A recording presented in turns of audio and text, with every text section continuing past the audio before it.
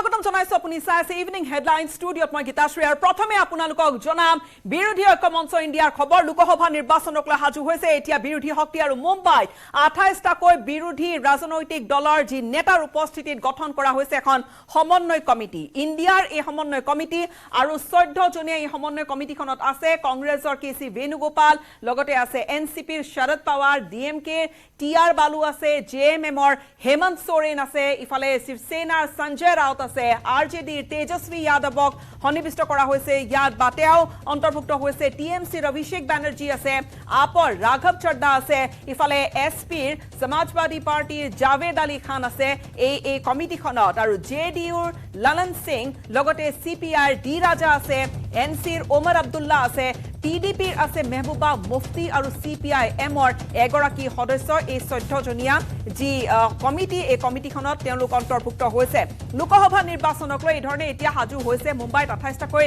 যি বিৰোধী ৰাজনৈতিক দলৰ প্ৰায় 63 গৰাকী প্ৰতিনিধি একেলগে বহি যি ধৰণে তেওঁলোকে এতিয়া এক প্ৰকাৰ নিৰ্বাচনৰ বাবে সাজু হৈছে আৰম্ভ কৰিছে ৰণকৌশল প্ৰস্তুতৰ গোটেই কাম-কাজ আৰু ইণ্ডিয়াৰ এখন সমন্বয় কমিটি ইণ্ডিয়া অৰ্থাৎ বিৰোধী ঐক্য মঞ্চখনৰ এই সমন্বয় কমিটিখনত 14 জনীয়া এখন কমিটি তেওঁলোকে সমন্বয় বিভিন্ন দলৰ মাজত বৰ্তাই ৰাখিব বা সমন্বয় আগবঢ়াই সমন্বয়ৰে গোটেই কথা বতৰা আগবঢ়াই লৈ যাব কিন্তু কেইবাটাও দল ইয়াত লগ লাগিছে আৰু কংগ্ৰেছৰ কেসি বেনুগোপালৰ পৰা এনসিপিৰ শৰদ পাৱাৰ ডিএমকে টিআৰ বালু আছে ইফালে জেএমএমৰ হেমন্ত সোৰেন আছে একেধৰণে সঞ্জয় ৰাউত আছে শিৱসেনাৰ আৰজেডিৰ লালু প্ৰসাদ যাদৱৰ পুত্ৰ তেজস্বী যাদৱ আছে টিএমচিৰ আছে অভিষেক বেনাৰ্জী আপৰ আছে ৰাঘৱ চড্ডা আৰু এই ধৰণে এছপিৰ জাভেদ আলী খান আছে এই ধৰণে এই কমিটিখন গঠন কৰা হৈছে সিপিআইৰ ডি ৰাজা আছে এনচিৰ আছে ওমৰ আব্দুল্লাহ ইফালে পিডিপিৰ মেহবুবা মুফতি অন্তৰ্ভুক্ত হৈছে আৰু সিপিআইএমৰ আন এগৰাকী সদস্য আছে আৰু এই ধৰণে এতিয়া বিৰোধী এই মঞ্চ সাজু হৈছে নিৰ্বাচনৰ বাবে আৰু ইতিমধ্যে এনডিএৰ তৎপৰতাও একেধৰণে দেখা গৈছে মুম্বাইত কিন্তু এই ইণ্ডিয়াৰ এতিয়া মূল কেইটামান সন্মুখত নিশ্চয়কৈ এটা প্ৰত্যাহ্বান থাকিব যে এই গোটেইকেইটা দল একেলগ হৈছে আৰু একেলগ হৈ যাতে এই দলকেইটাৰ মাজত কিয়নো কোনো ৰাজ্যত এনেকুৱা এই দলকেইটা যে বিৰোধী আসনত বহি আছে পৰস্পৰ বিৰোধী এটা স্থিতি গ্ৰহণ কৰি আছে যি ধৰণে আমি ধৰি লওঁ যদি আমি পশ্চিমবংগৰ উদাহৰণ পশ্চিমবংগ টিএমচিৰ তথাখন কিন্তু বিৰোধী আসনত আছে কংগ্ৰেছ এনে পৰিপ্ৰেক্ষিতত দুইটা দল কিন্তু ইণ্ডিয়াত একলগ হৈ ইণ্ডিয়া অৰ্থাৎ এই বিৰোধী মঞ্চত একলগ হৈ তেওঁলোকে নিৰ্বাচনী বৈতৰণি পাৰ হ'বলৈ যুঁজা আৰম্ভ কৰিছে এতিয়া সমন্বয়ৰ নিশ্চয়কৈ প্ৰয়োজন হ'ব প্ৰথম হেয়া এটা কথা এই সমন্বয় কেনেকৈ বৰ্তাই ৰাখিব 14 জনীয়া এই এখন কোঅৰ্ডিনেশ্যন কমিটি এখন গঠন কৰা হৈছে বিৰোধী মঞ্চৰ আৰু ইতিমধ্যে শ্লোগান তেওঁলোকে সাজু কৰিছে আৰু এই শ্লোগান দি বিৰোধী ইণ্ডিয়া সাজু হৈছে পৰৱৰ্তী নিৰ্বাচনলৈকে যি ধৰণে এনডিএৰ তৎপৰতা বাঢ়িছে বিভিন্ন ঠাইত বিজেপি নেতৃত্বাধীন এনডিএৰ তৎপৰতা দেখা গৈছে বিশেষকৈ ভাৰতীয় জনতা পাৰ্টিয়ে ইতিমধ্যে নিৰ্বাচনী কুচকাৱাজ আৰম্ভ কৰি দিছে কিন্তু এতিয়া দেখা গৈছে যে তৎপৰতা আৰু সমানে এক প্ৰকাৰ প্ৰতিযোগিতা দিবলৈ আগবাঢ়িছে বিৰোধী ইণ্ডিয়া মঞ্চ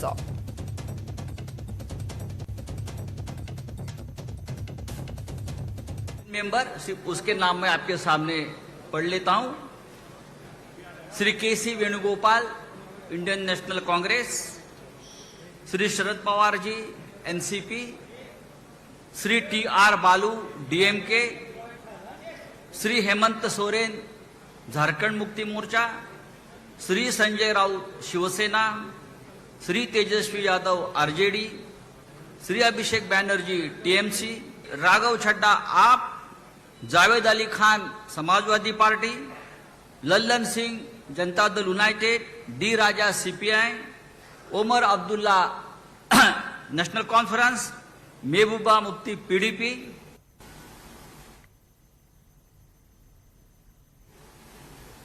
कि महंगाई को कैसा कम करे इसके लिए कैसा लड़े अनएम्प्लॉयमेंट के लिए कैसा हम लड़े और इतने प्राइसेस जो बढ़ रहे पेट्रोल और डीजल के और खास करके मोदी जी हमेशा 100 रुपए बढ़ाते हैं 2 रुपए कम करते हैं अब पेट्रोल की एलपीजी की जो दाम थी वो मोर और लेस डबल हो गई लेकिन उन्होंने उसमें से सिर्फ 200 रुपए कम किया यानी 700 बाकी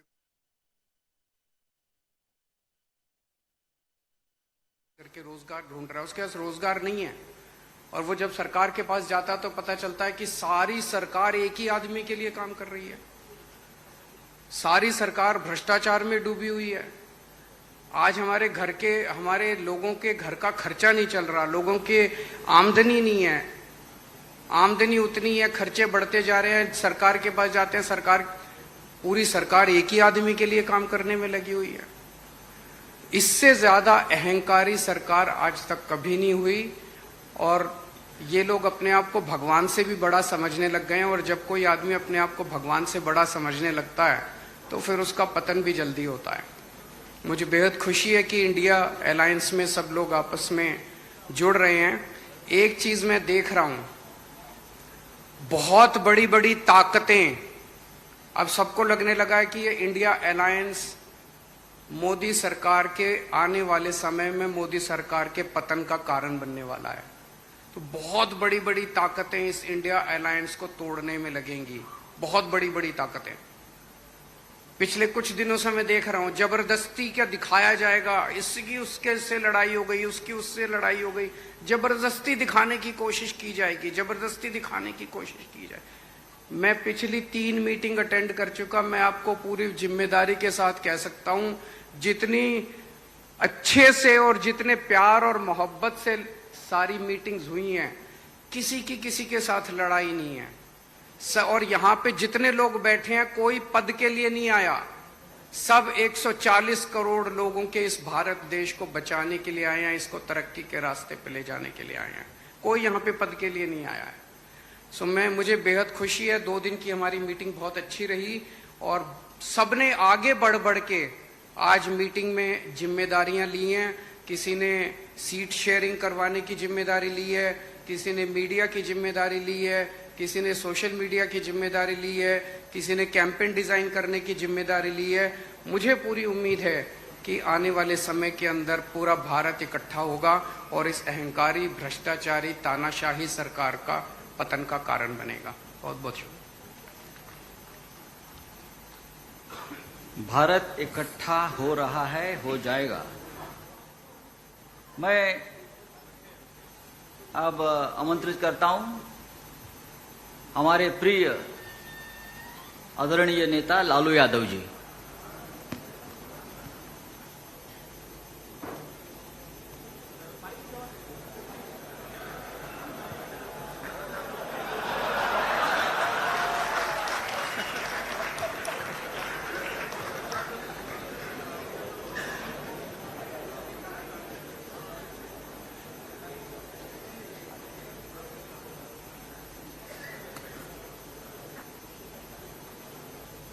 कांग्रेस पार्टी के अध्यक्ष जी शरद पवार जी, मंच पर बैठे हुए हमारे देश के सभी पार्टी के नेतागण, मोदी के पार्टी को छोड़ के, मुझे काफ़ी प्रसन्नता हुई कि हम इस देश के विभिन्न पार्टियों के नेता अलग अलग बैठे थे और नरेंद्र मोदी ससर रहे थे आगे। हम एक नहीं थे, एक मंच पर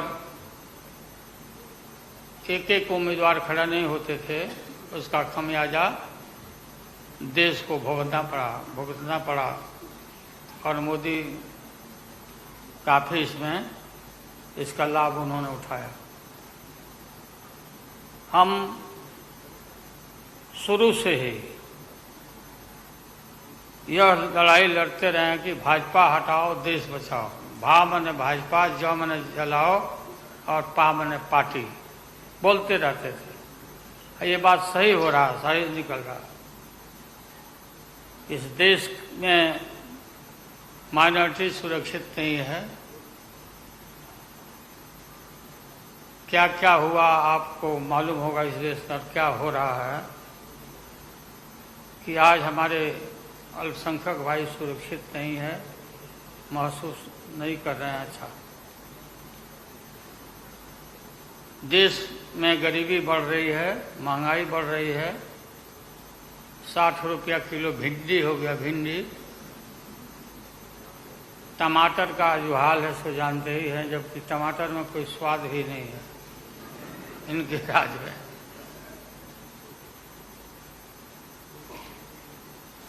लगातार लड़ाई लड़ते लड़ते हम लोग आज इस मुकाम पर आए हैं कि अब हम सब पटना, बंगलोर और महाराष्ट्र, यहाँ मुंबई में ये मीटिंग के बाद अब एक निष्कर्ष पर हम लोग पहुंचे हैं और एक स्वरूप बना है, संगठन बना है, जो पढ़ के आप लोग को सुनाया गया। आप सबको याद होगा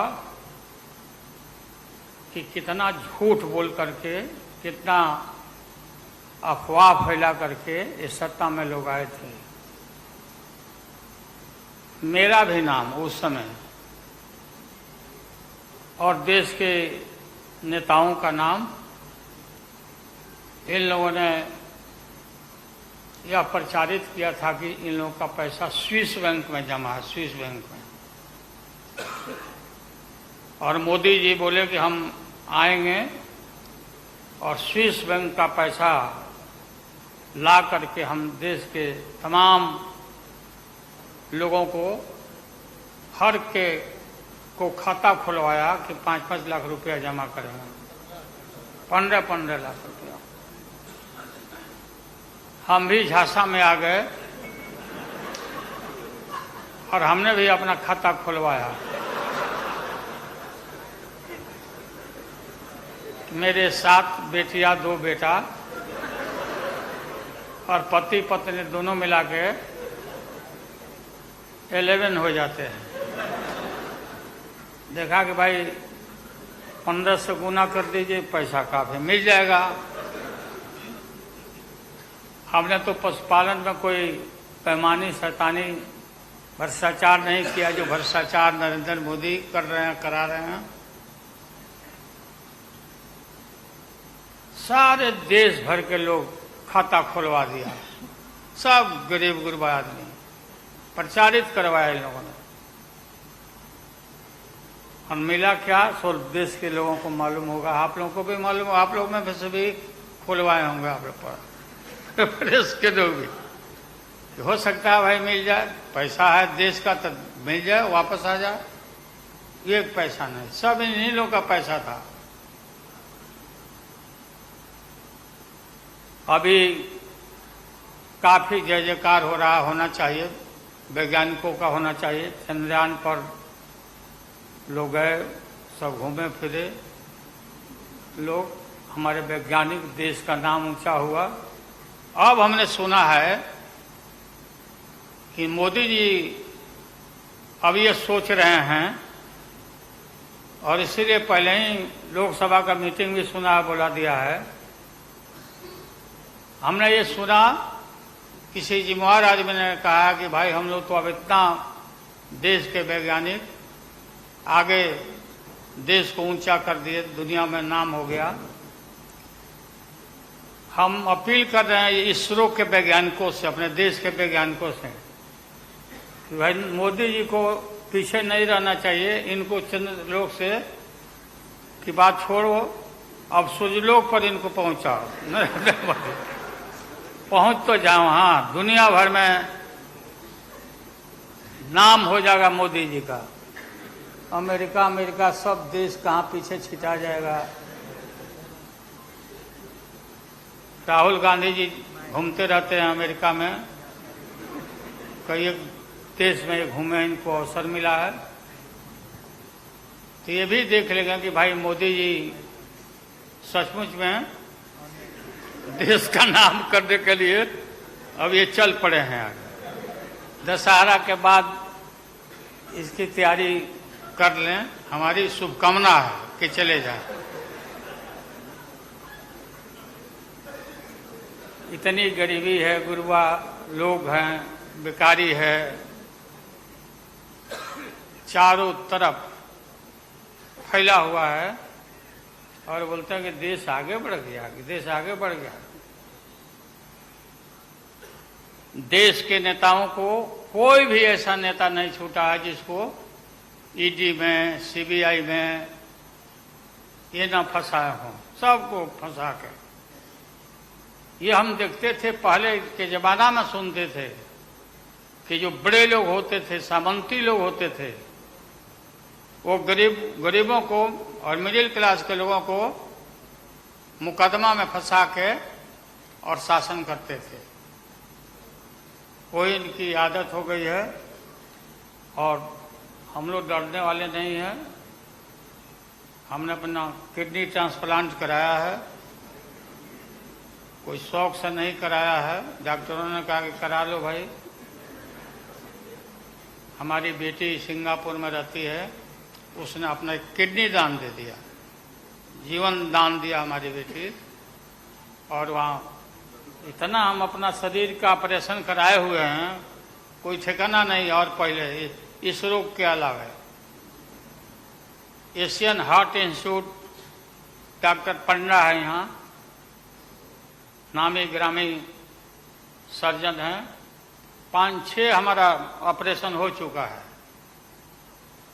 लेकिन आप सबका आशीर्वाद और कृपा है कि हम जीवित हैं और हम आगे भी हम काफ़ी, मेरा हौसला मजबूत है कि हम रहेंगे और मोदी जी को हटा के ही हम दम लेंगे हम लोग। इसलिए हम लोगों ने संकल्प लिया है, बिल्कुल।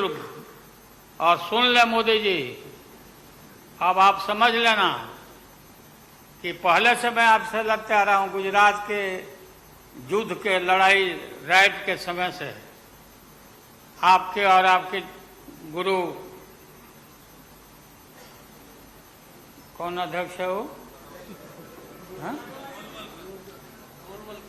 नहीं, उनके पार्टी के अध्यक्ष हैं।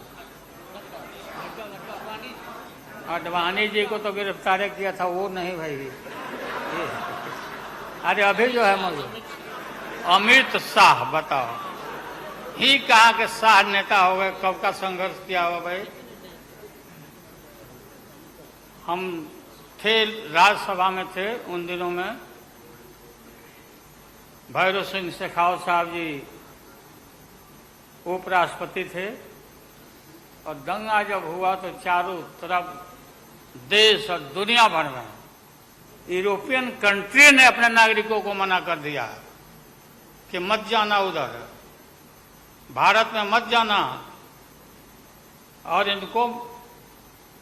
इनका प्रवेश भी निषेध हो गया था विदेशों में। आप सब लोगों को मालूम है किस तरह का इनका इतिहास रहा। हम गमछी बिछा के फ्लोर ऑफ द हाउस में वहाँ बैठ गए आगे, चेयरमैन के चेयर के नीचे। हम कहा कि मोदी को गिरफ्तार करो, गिरफ्तार करो मोदी को, नहीं तो नहीं उठेंगे। चारों तरफ से हाउस गर्म हो गया, गर्म हो गया हाउस। और गर्म होने के बाद काफी इनको परेशानी हुई। और स्वर्गीय अटल बिहारी वाजपेयी जी वो नेता थे, वैसा नेता हमने नहीं देखा। সেয়া পোনপটীয়া সম্প্ৰচাৰ, সেয়া বিৰোধীৰ যি উমৈহতীয়া মঞ্চ, বিৰোধীৰ উমৈহতীয়া শক্তি, তাত লালু প্ৰসাদ যাদৱে কিছু বক্তব্য দাঙি ধৰিছে, কিছু সমালোচনা, বিজেপিক তীব্ৰ সমালোচনা কৰা পৰিলক্ষিত হৈছে।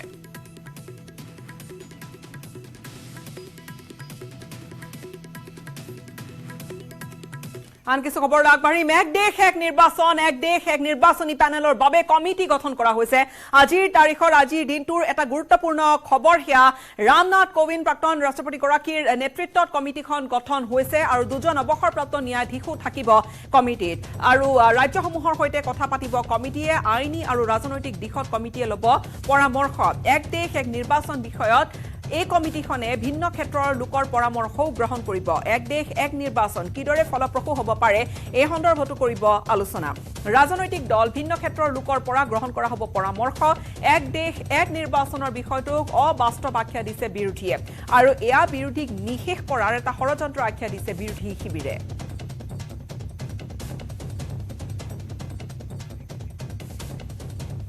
এক দেশ এক নিৰ্বাচন এই গোটেই প্ৰসংগটোক লৈ ইতিমধ্যে এখন কমিটি গঠন কৰা হৈছে এক দেশ এক নিৰ্বাচনী প্যানেলৰ বাবে কমিটি গঠন হৈছে ৰামনাথ কোবিন্দৰ নেতৃত্বত এই কমিটি আৰু দুগৰাকী অৱসৰপ্ৰাপ্ত ন্যায়াধীশো থাকিব এই কমিটিত ৰাজ্যসমূহৰ সৈতে কথা পাতিব কমিটিয়ে পৰামৰ্শ বিভিন্ন ক্ষেত্ৰৰ পৰা ভিন্ন ক্ষেত্ৰৰ প্ৰতিনিধিৰ সৈতে লোৱা হ'ব আইনী আৰু ৰাজনৈতিক দিশত কি ধৰণৰ দিশবোৰ আহি পৰিব পাৰে কমিটিয়ে ল'ব পৰামৰ্শ এক দেশ এক নিৰ্বাচন বিষয়তে কমিটিয়ে ভিন্ন ক্ষেত্ৰৰ লোকৰ সৈতে কথা পাতিব এক দেশ এক নিৰ্বাচন কিদৰে ফলপ্ৰসূ হ'ব পাৰে সেই সন্দৰ্ভত আলোচনা কৰিব কিন্তু বিৰোধীয়ে এয়া বিৰোধীক সম্পূৰ্ণৰূপে নিশেষ কৰাৰ এটা ষড়যন্ত্ৰ আখ্যা দিছে বিৰোধী শিবিৰে